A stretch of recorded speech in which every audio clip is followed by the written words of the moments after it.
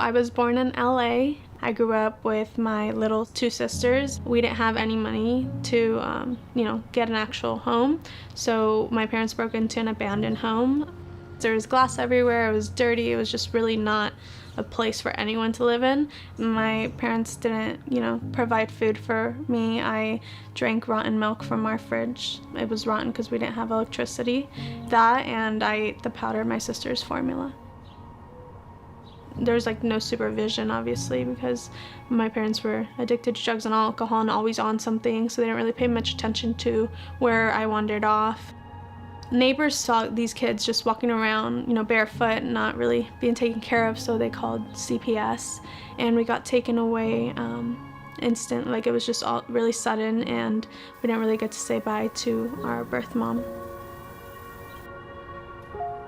It was really hard for me because that, of course, even though they didn't take care of us very well, they were my parents and that's all I knew.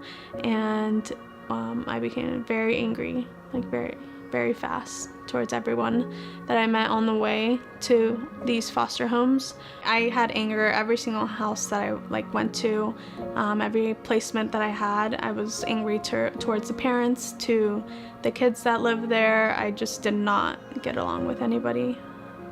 And each one was through a different organization, so they weren't very welcoming or loving or affectionate. I got placed with Olive Crest, and my aunt and cousin set up a big banner that said "Welcome Home, Ruby." Before they'd even met me, they just were already automatically really, really welcoming. From the beginning, I didn't really think of it as really something permanent. I just figured it's just another home. I didn't really want to trust them or give them my all because I was still angry about everything and I wasn't very trusting towards anyone.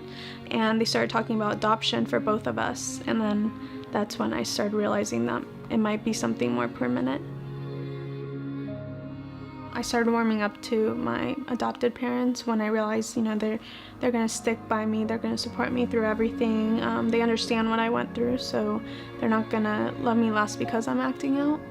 Over time, I was able to become, go from being really angry to my parents and, act out, and then start trusting them and understanding that, they're my parents now and they're gonna take care of me.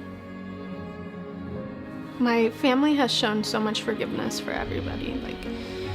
God forgave us for our sins, and we should forgive someone else for, hurting us.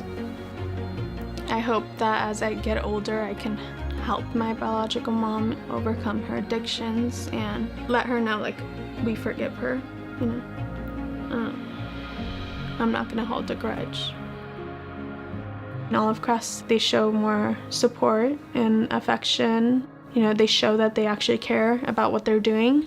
The fact that they are a faith-based organization, that has a lot to do with the way that they treat the kids and the families that they're working with. So they're, awesome. I'm so grateful for my adoptive parents because they are guiding me in the right direction in my life. I want to be a registered nurse down the road. That's why I completed my medical assisting so I can get some experience in the field. And now I'm going to school. I'm finishing my AA in 1 year, then hopefully becoming a registered nurse. I had such great, social workers who were always there for us, kind of like family. I wanted to go into being a registered nurse because of how much they did for us, and I definitely want to do something where I can help others too, so that played a big role in who I want to be when I grow up. I just want to say a big thank you to everyone who supports Olive Crest, all the donations and all the support that you give. You're giving back to all the children, everyone who has been like me, and you're just really helping shape their lives into a better life. Thank you. You guys are this is my family. So this is my biological sister, Jessica. She was also adopted into the same family as me. And then this is my other biological sister, Stephanie. She was adopted by another Olive Crest family. And then this is my adopted mom, Monica.